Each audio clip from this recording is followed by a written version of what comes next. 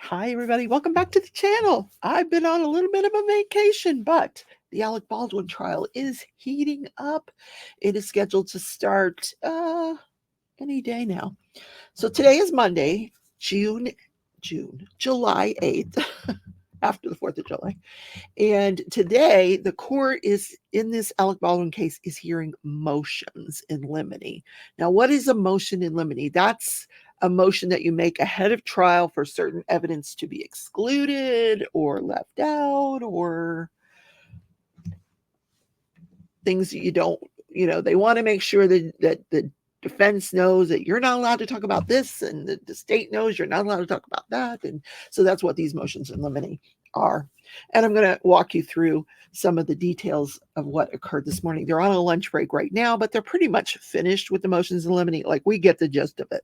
And the gist is whether he is responsible as a producer, in addition to his individual actions as an actor during that incident where the gun was fired. It was in his hand. It hit Joel Sousa. It hit Helena Hutchins, and it killed Helena Hutchins. And more to come on that during this show today. So tomorrow they will be picking a jury. They're going to bring in a panel of 79 people, and the judge is quite confident that with their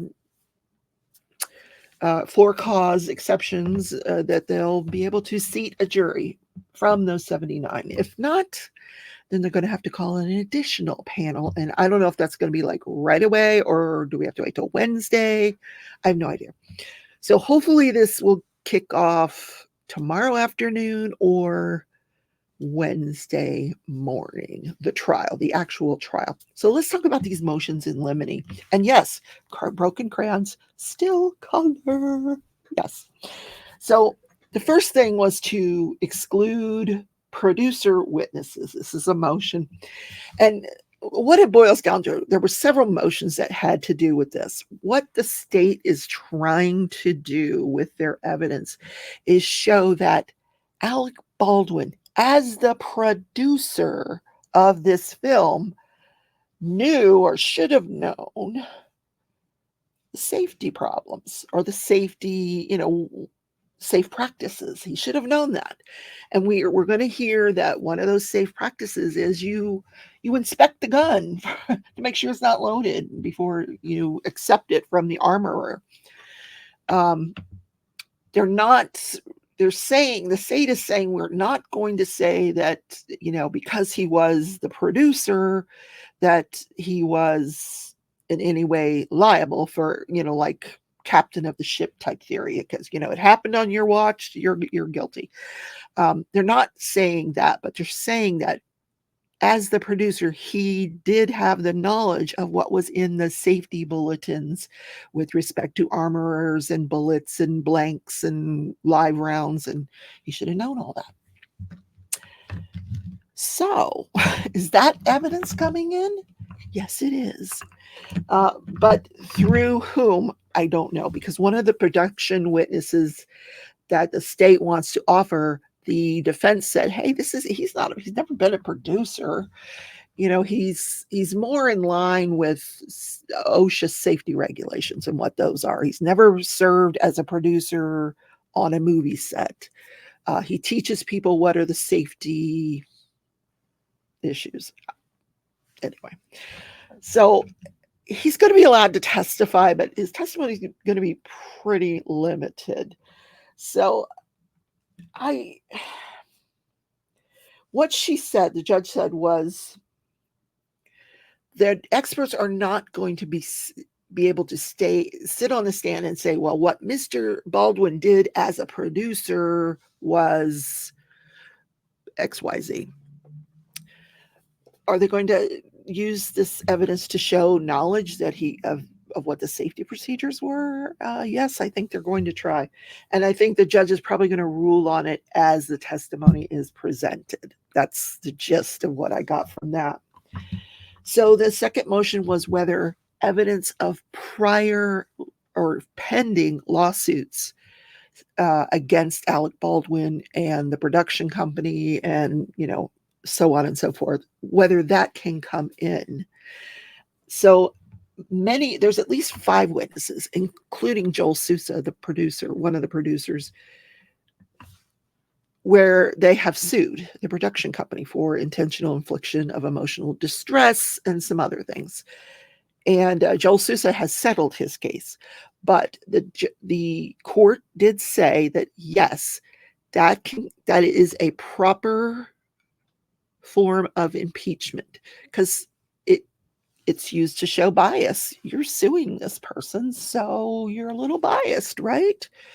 So yes, that's going to come in. The defense is going to be allowed to get up there and question the witness about a lawsuit that might be pending. You got a lawsuit pending against a civil lawsuit pending against Mr. Badwin. So that is going to come in. So that'll be interesting to hear. They are not going to be getting into Miss Hutchins, Helena Hutchins, the cinematographer. She's the person, she was the victim. She's the one that died. They're not going to get into her medical records. And here's why. Because, and I mentioned this during the Hannah Guiterez Reed case, Helena Hutchins was improperly intubated during the emergency response on this scene. And this took them hours to stabilize her. And this is why, because she was not being properly ventilated. She wasn't getting air into her lungs and to her brain, so that by the time she gets to the hospital, like some 4 hours later, she's dead. Yes, she's dead, because there was no oxygen going to her organs or her brain. Someone improperly intubated her. But the defense has said, no, we're not going there. The state has said, no, we're not going there. So you're not going to hear any of that come into evidence. Is it a fact? Oh, yeah, it's a fact. But that wouldn't have even existed but for someone misfired that gun or fired that gun. So this case just deals with the firing of that weapon. Did she die from improper intubation? I think it pretty much heavily influenced why she died. I think if she had been properly intubated, and this is just as my opinion as a former nurse, former attorney, I think if she had been properly intubated, she would be sitting in a witness stand talking about how she was shot and survived. Anyway, so medical records of Miss Hutchins not coming into evidence, nor is any mention that she might have been improperly intubated. So, so they're not going to get into that as a cause of death. The state is going to be allowed to put in the autopsy photos. It's always argued by the defense, that the autopsy photos aren't relevant. It's more prejudicial than probative. We'll concede that she's dead. And the judge says, no, they're coming in. They always come in. But you have to still make the motion to keep them out. But yes, the jury is going to see autopsy photos. So the next motion was other acts evidence. So the way that comes into play is that there are times during the filming of this movie that Alec Badwin is seen mishandling this weapon. Other than the actual shooting, there's other times where he's using foul language, where he's disregarding safety procedures. Now, are those going to be allowed to come in to show action in conformity during this incident? And the judge says yes, that would be helpful evidence to show that he mishandled the firearm, because he did it before. You're going to see one incident where he does mishandle the firearm. What's not going to come in is evidence where he's acting as a producer, where he's telling people, hurry up, we got to do this, we got to get rushing through scenes. That's not coming in. Then the defense argued as as far as they keep going back to this producer role, and the defense is saying, he didn't have any say in hiring Hannah Guiterez. He played no part in hiring her. He played no part in setting the budget on this film. And the state is saying, well, but he should have been aware of safety regulations. And the judge is saying, yeah, you're right. You're right. You're both right.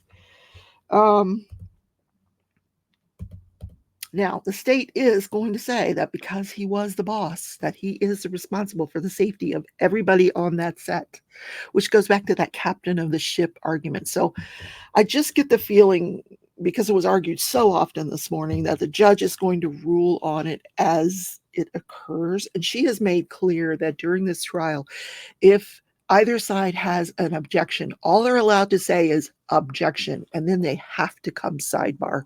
So we're not going to hear any arguments. We're not going to know what the objection was, whether it was relevancy, whatever. The defense wasn't happy with that. They're like, that's not the way we've done trials in the past. She goes, I don't care. That's the way we're doing it. State your, say objection, and then you come sidebar, and I'll deal with it sidebar. Interesting. So the next motion was to exclude testimony regarding the character of the decedent. Oh, she was a great mom, and she had wonderful wife, and all that stuff.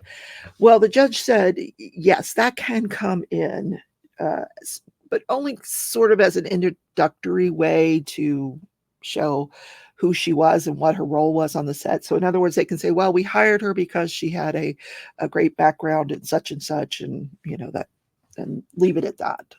So then there was argument about the police body cam video. They're calling it lapel video.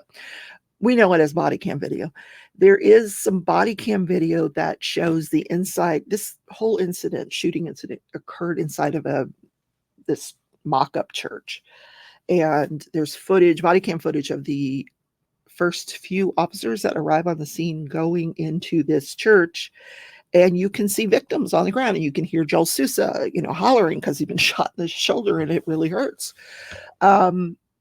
And we saw that in the Hannah Guiterez, but the state said, listen, there's no large amount of blood. It's not like a horror movie. There's no blood all over the floor.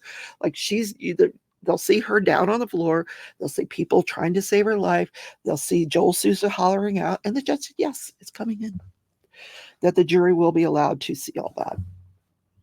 And the autopsy photos. I think I mentioned that. They are coming in as well. So that was the entire morning, these arguments. And it really boiled down to this producer argument. And I've alluded to this before and somebody rightfully said that if he's being charged as a producer, captain of the ship type thing, there were more than one producer for this production. There was 6, I think. The others should have been charged as well. He is not being charged with that. All they want to do with the producer issue is to show that as a producer, he knows safety protocol, and that translate that, even though you're an actor, what they said, it sort of elevates what his knowledge should have been. An actor's knowledge should be like here. His knowledge as a producer should be way up here. He should have said, when she handed him the gun, he should have said, before she handed him the gun, the safety procedure is you show the armor is supposed to show that it's empty. She didn't do that, and he didn't ask her to. I would have said, no, you show me that's empty, And she's supposed to show everybody on the set. Before she hands it to the actor. That didn't happen, and that's going to come into this trial. And the fact that he, as a producer, knew that should have happened, and it didn't happen. So this is going to be a really, really interesting trial. And I hope you've got a lot of choices of where to watch it. You can watch it on lots of different channels, but I will be giving you the recaps so that you don't have to sit there all day and watch it. I'll sit there for you. I'll give you the recaps, the highlights of the trial. So if you have any questions, leave them in the chat. Send them to me privately. I will answer them as quickly as I can. And I'll see you tomorrow with another update. Take care, everybody.